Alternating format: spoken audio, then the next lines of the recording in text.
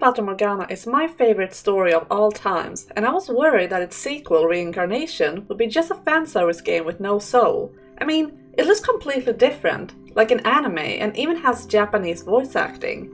But after having played through the game myself, all my worries vanished. Was it as good as the main game and Requiem? No, but it was good by its own rights, and it was not just a fanservice game, but a nice ending for the story, especially for the characters besides Michelle and Giselle, who already got their ending in the main game. So, what were my favorite moments from Reincarnation? Well, let me show you.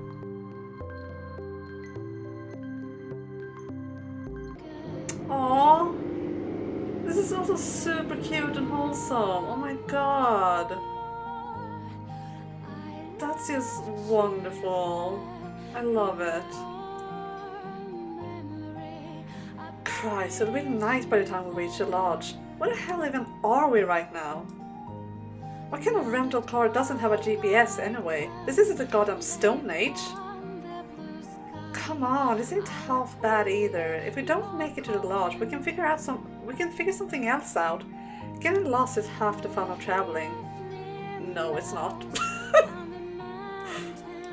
Let's just take it nice and easy. I'm sure Morgana would like if we took a break here and there too. I leave everything to you. Alright, fine. The view here honestly isn't terrible, considering we're not even at our destination. You think? It just looks like a regular old wheat field to me. I'm sure it was nothing special there too. Huh? Where? Nothing. It's not important. You're probably right about that. I never needed to make it to the top of the world. The most important things are in those nothing special places. I just wasn't able to see it. The ending that we got in the main game was perfect, but on the other hand I love these characters and I want to see them happy. And therefore, even though I prefer the more open ending of the main game, this one does make me happy. That Jacopo, Morgana and Maria went on a trip to Italy was beautiful, and something that felt so right for them.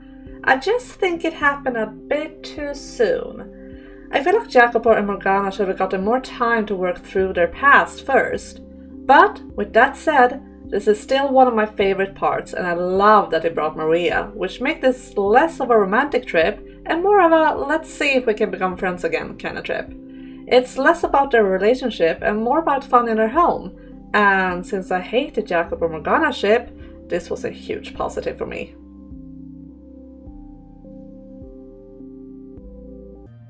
For a second I was afraid I had killed him, but I could see his chest rising and falling and his fingers twitching slightly. That was fine then. I had no intention of killing either of them after all. All I wanted was to see a little blood. From people nobody would mind seeing a little beaten up. Your friend's down, so that leaves you to entertain me. I grabbed the man by the back of the head, paying no heed to his squirming. Ah! Fucking fuck! And slammed his face into the asphalt. Ouch, ouch, ouch. Oh, look at him. Why is he so hot though? Like, why? I hate it. Thick blood dribbled from his nose. There wasn't much yet, so it was probably my imagination. But I felt as though I was enveloped in its sweet, coppery aroma. Endorphins flooded my brain, drowning out my reason. But a small fragment of that reason, that humanity, managed to stay above the surface to admonish me. Do not kill him. Do not break your vow. Do not become a murderer. You chose the path of imperfection and conflict, of humanity. Yeah, you don't have to remind me. I'm not going to kill anyone. I just need to not cross that line, right?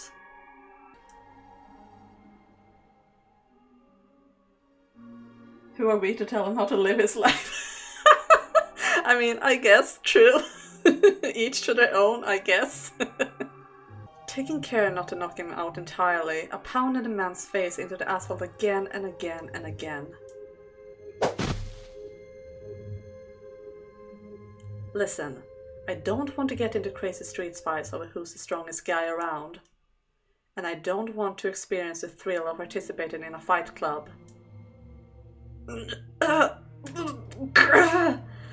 Please, let me go.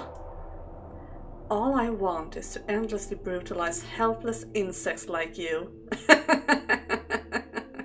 This part I like for one very simple reason: Yukimasa. Even though he is among the worst people ever, it is entertaining to see him in action, and I was both happy and terrified to see that he is still his murderer self even in this timeline. Happy because it wouldn't feel like him otherwise, but terrified because of poor Pauline. At least these guys were more deserving of a beating than Yukimasa's victims from the first and second game, and he is trying to keep the promise he made to be better in this life. Also, Yukimasa in this outfit? Yes, please. Late that night, I snuck into Mel's room. I could see his chest gently moving up and down as he slept. Which reminded me, earlier in the week he had been boasting about how deep a sleeper he was. I was kind of jealous. I had trouble sleeping any time I had something on my mind. So tonight was a lost cause, no matter how it went. Oh, it even looks the same.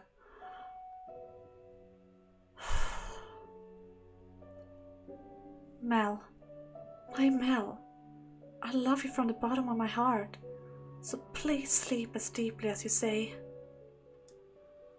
I prayed for this dream to last just a little bit longer. Even a few short minutes with Mel as mine would be enough. I would savor every last moment I could get.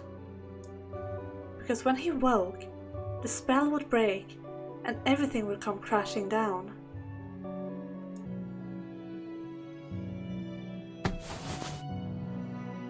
Nelly, what do you think you're doing? Did you just... I did. I kissed you, Mel. Look how sad she looks too. Like it's the almost exact same image as before, but it's so tragic. Maybe you realize it already. But I love you, Mel. And not as siblings, but in a romantic way. What? Why would you tell me that after today? Because I'd rather destroy my relationship with you than pretend to be family. It would be painful enough living with his feelings as a normal brother and sister, but you won't even give me that. To you, it's all a farce. And it's too much for me to take. Not only can I not love you how I want, I don't even get to have a real sibling relationship with you. So I'm letting it all out now. I love you, Mel. You realize what you're saying, right? We're blood related. No ifs, ands, or buts about it. You can't kiss your brother on the lips. It's wrong. Oh, you don't have to tell me. I know exactly how wrong what I'm doing is. I know that by doing this, we won't even be able to live as fake family. And even then, I couldn't stop myself. My love isn't fleeting. It's not something I hand out just to anyone. It's so intense I would be willing to die for you right here and now. That's how much I love you, Mel. How much I've always loved you. So why did you have to be my brother? Why am I never allowed to be happy? If you have watched my video about my top 5 moments from the house in Fata Morgana, you know that the scene where Nelly's intentions are revealed is one of my favorites. This scene is a great callback to the first game, and that's why I love it so much. In the first game we get to see most of the story from Mel's perspective, and the scene where Nelly appears on the bed with him is from an angle of fear and disgust. Here, we have spent much more time with Nelly and know more about her feelings. That's why this scene is a lot sadder, and I love that. The scenes look so similar. The same thing happens, Nelly kisses her brother. But where we once felt disgust, we now feel pity and sorrow, and that's his great storytelling. Even the music reflects this shift in perspective. The song we heard in the first game was dark and scary, Well, this one is mellow and sad. I just love it. Oh my god! Oh my god! Oh my god, I'm so gonna cry here. And now your vows. Oh my god, I can't even read. Ah, look at them. Just look at them. Oh, they're both beautiful. Oh. And now your vows. I take thee to be my wedded wife, to have and to hold from this day forward, in sickness and in health, to love and to cherish till death do us part, according to God's holy ordinance, and theredo I pledge thee my faith. I take thee to be my wedded husband, to have and to hold from this day forward, in sickness and in health, to love and to cherish till death do us part, according to God's holy ordinance, and thereto I pledge thee my faith. You may now exchange your rings. Is she shaking? There's nothing to be nervous about, Giselle. You said your vows without any problems. I'm not nervous. I'm just doing everything I can to not burst into tears. Too late for me. Ah, it just keep coming and it hurts my eyes. What can I say? Our beautiful beings get married in the end. I love that the game took its time showing us this because it wasn't necessary. Michelle and Giselle already had their happy ending, but I love that we got to see their wedding too. And it definitely made me tear up. I just love these two so much. You cannot escape me, because you are me. There is no leaving the past in the past and starting over for you.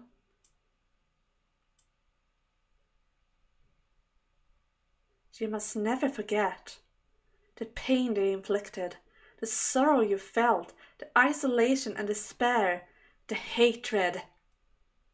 You can't pretend those years of agony just never happened.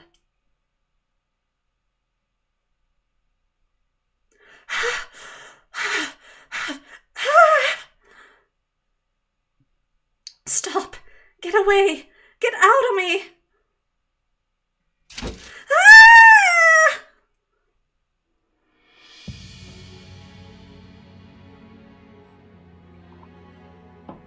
Tell me you didn't harm her, dog.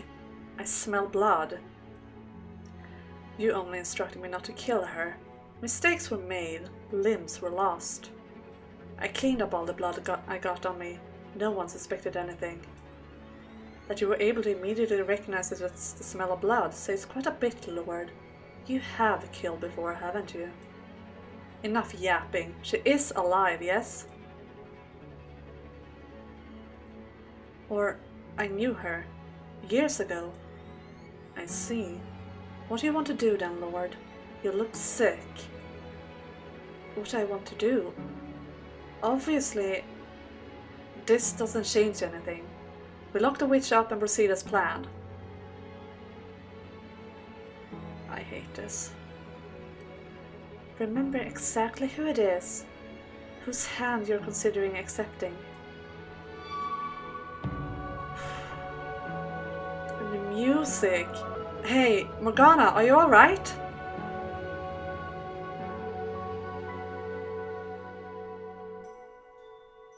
Can you hear me? Are you feeling sick?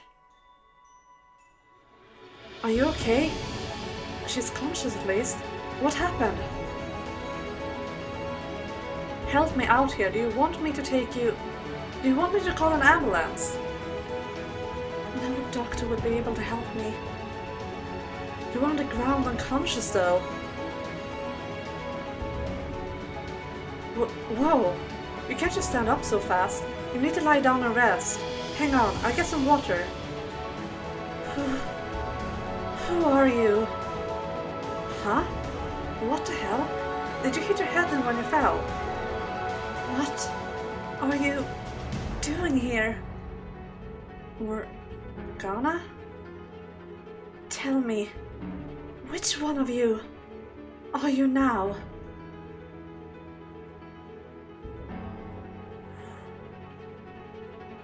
Are you the lord who murdered the witch?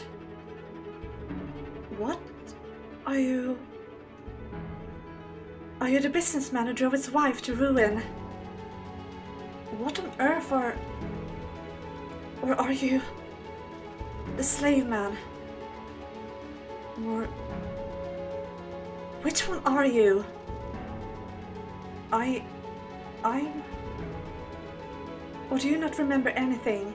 Are you the only one who gets spared from this suffering? Tell me, who killed the witch?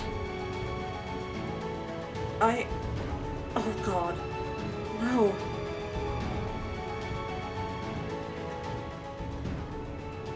This is so powerful, guys. I'm getting chills. Morgana! Morgana! Did I black out again?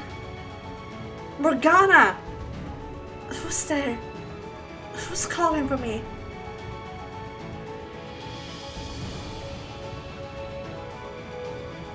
Finally found you, snot-nosed brat. Do you have any idea how much time you made me waste searching? Oh no. Oh no, that's not what we want. Oh.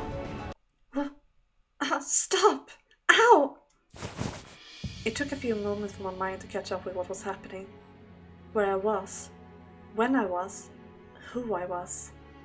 His angry shouts echoed in my still jumbled head. You think you have any right to run away and give me more work when I'm the one supporting you and your mother?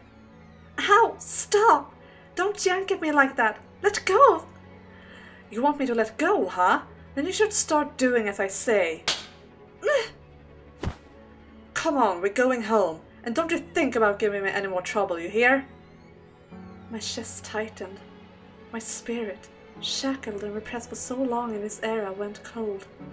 The sound of this man's voice terrified me regardless of what he was saying, and the higher he raised it, the more I recoiled. Over the years, his poison had seeped deep into me, and I glared at him. I wasn't going to let him order me around anymore. I was done. Done with him, and everything else that hurt me. If you want to hit me, then go right ahead. I'll take that over going home with you. I'd rather you just kill me here and got over with it. You insolent little brat. Oh, you're gonna regret that.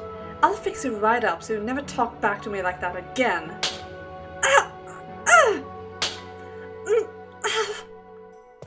Stop! Get your hands off her! Ooh. What are you...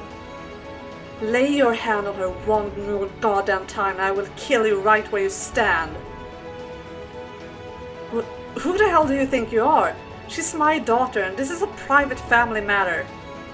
I don't give a fuck who you are. You try touching her again. You try touching Morgana again and see what happens. You know her name? I see how it is. You abducted her, didn't you? You monster. I'll see you put behind bars for this. No, stop! He didn't do anything. He's a complete stranger. Don't you lie to me, child. If it wasn't him, where have you been the last 2 weeks? You can't say, can you? You run off, not a cent to your name, and then you fall in with the first man you find. You shameless little leech. Tsk.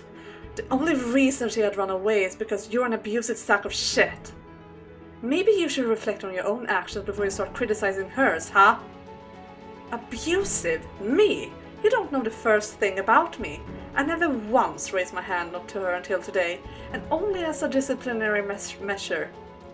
Abuse doesn't have to be physical, asshole. Verbally attacking her and not properly providing for her. That all counts as abuse too. Believe me, I know now. And here we have it, my favorite moment in the House in Fata Morgana Reincarnation. It has everything: the drama, the feels, the music. Morgana and Jacopo remembering was bound to happen eventually, and the game didn't hold back.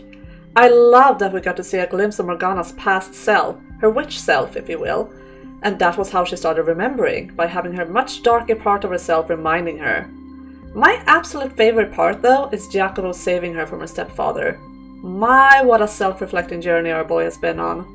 He knows exactly where he messed up and he is ready to atone for it. Does him saving Morgana redeem him from his crimes? No. But he is taking accountability for his actions and he refuses to make the same mistake again in this life, and I love that so much. He is no hero, but he is no longer the villain he used to be. So, these were my favorite moments from the house in Fata Morgana Reincarnation. What were your favorite moments? Let me know in the comments. Take care, Niblets, and I will see you guys next time.